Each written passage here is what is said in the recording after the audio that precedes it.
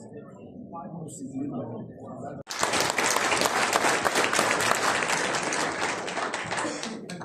you very much. It's a real honour to be here. Minister, Mayor, Your Excellency, thank you to the BBPA for having us here, and to the Embassy as well for the work you've done in getting us all together. It was an honour to have a delegation from Sophia visit London and to see many of you here, to be able to reciprocate and to come to your great city to talk about the work that we are doing. I'm conscious that I have a presentation here with a certain run time, so if I sort of butt against the need to finish, if someone could just wave vigorously at me, I will skip to the end and go from there. In terms of moving things on, I guess just do that. Hey, marvellous, that's what we like. Okay, so just to introduce my city, for those of you who don't know it, this is London. This is a map of London. We are currently in between these two populations, 9 million and 10.5 million projected by 2041. London has a long history with air pollution. It is not simply a new phenomenon. This is, we believe, the earliest public policy paper that was printed on the subject of air pollution. My Latin is somewhat rusty, but Fumifugium is the title of this piece, written in 1661. And of course, at that stage, the issue was to do with domestic fuel, which remains, incidentally, one of the leading causes of death in the world today. And domestic fuel, wood burning and soil burning remains one of the primary sources of fuel for many homes around the world. So even as long ago as 1661, this issue was being addressed. And of course, we are familiar with some perhaps romanticised notions of what air pollution looks like. London was one of the first cities in the world to industrialise. It was for some 100 years the largest city in the world. And as a result, the combination of both domestic fuel and then later on the industries combined to create a potent and very atmospheric air pollution situation, which some painters have perhaps romanticised in the colours that they used to represent this pollution. Of course, the reality was somewhat different. This is a picture of the Bankside Power Station, which, would you believe, was built right opposite St Paul's Cathedral. And this is in 1952, which was the year of the Great Smog, where some 4,000 people died in the ensuing fog and smog that cloaked the capital for several weeks in the winter of 1952. I know you're familiar with the process of air inversion here in Sophia, being as you are in a bowl with the mountains that trap the air and the pollutants. London doesn't have such beautiful mountains, I'm afraid, but we do have a bowl as well where the air sits, and of course when you combine it with the pollution you get smog.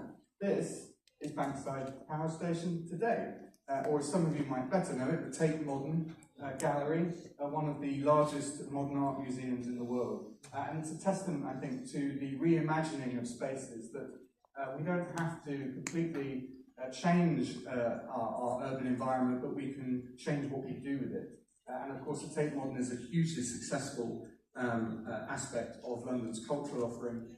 And as you can see, the air looks clean, but this brings us onto the leading source of pollution today, which is a largely invisible source of pollution, but which unfortunately is no less insidious for our health. Transport is now the main contributor to London's air pollution. And this map shows the levels of concentration of nitrogen dioxide, which is one of the leading causes of lung and heart problems in people. Across all of London's main roads and surrounding London's principal airport, you can see Heathrow Airport there is the blob to the west of the city, and you can see the larger concentrations on the main arterial roads, the North Circular Road, which is a big ring road on the north there, and the principal arteries to the west and to the east and to the north, where the concentrations are highest, and of course in the central zone as well. We have, through targeted action, reduced pollution from road transport nitrogen dioxide significantly. And as you will see, we are committed to tackling toxic air pollution in London, and this has been a main priority for the Mayor of London since he was elected in 2016. The Mayor put this issue to the forefront in 2016. It was, and I remember very well back in the early days of my tenure in the European Parliament in 2014, it was something of a niche issue, to be honest. Air pollution was obviously known about. People what we've known about it, as I say, since 1661 at least, but it wasn't really talked about as a current public health issue, nor was it talked about really as a climate issue either. And we have to recognise that, of course, when you take action on air pollution, you also take action on climate. It's two sides of the same coin. The Mayor made it central to his manifesto in 2016. He made it central to his manifesto again in 2021. And he was elected for a third time in May 2024 with an increased vote, with, again, air quality front and centre of his policy agenda. There are a number of different policy documents that we have in the Greater London Authority, the GLA, that aim to deliver the Mayor's ambitions on improving air quality, from the environment strategy through to the health strategy, through to the strategy that guides the work that I do, which is the Mayor's transport strategy, all of which feed in to the wider London plan, which provides the guidance as well for the boroughs of London. Looking at the transport strategy, the principal aim, as has been mentioned, is to deliver that 80% target, 80% of all journeys in London by 2041 being made by public or active travel being walking, cycling, wheeling, and to do all of that, improving human health by encouraging people to exercise through the journeys that they make, and of course encouraging people to switch to alternatives to the private car. It's very important to recognise that private car use will always be part of the mix. This is not about forcing people out of their cars, it's about providing more intuitive alternatives, so that for those car journeys that are necessary, they actually become easier, because there are fewer other cars on the road, and the necessary journeys by car can be undertaken by car, and the vast majority can be undertaken by a clean, efficient, affordable, available, accessible public transport system.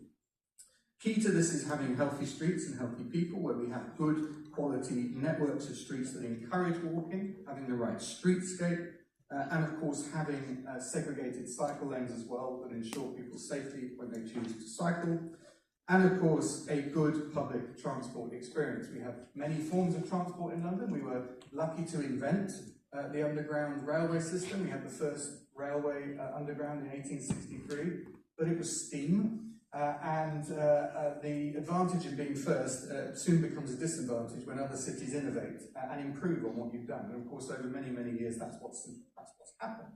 But if any of you have been to London recently, hopefully you will have travelled on the Elizabeth line, and you will see the examples of what can be done with the newest standards in place. And of course, if I could, I would rebuild the entire network to the standards of the Elizabeth line, but that might be somewhat outside our financial capabilities. But we deal with what we have and we improve what we have. And we are currently aiming to have half of all London Underground stations step-free, for example, which is a key part, as I say, of having the accessibility component. If you reduce the barriers that people face to public transport, then they will use it. So, did I just skip one? No. Why is action on emissions so important, and why have we decided to enact the world's largest clean air zone? In 2019, toxic air contributed to around 4,000 premature deaths alone in London. This is the greatest number of deaths attributable to air pollution, and these were actually in the outer boroughs, not in inner boroughs. And it was mainly due to the high proportion of vulnerable people in these areas and poorer communities who tend to live by faster roads, by more congested roads, and who have less ability to insulate their homes, to filter the air coming into their homes. At present, air pollution hits the poorest communities, and Black, Asian and minority ethnic communities the hardest.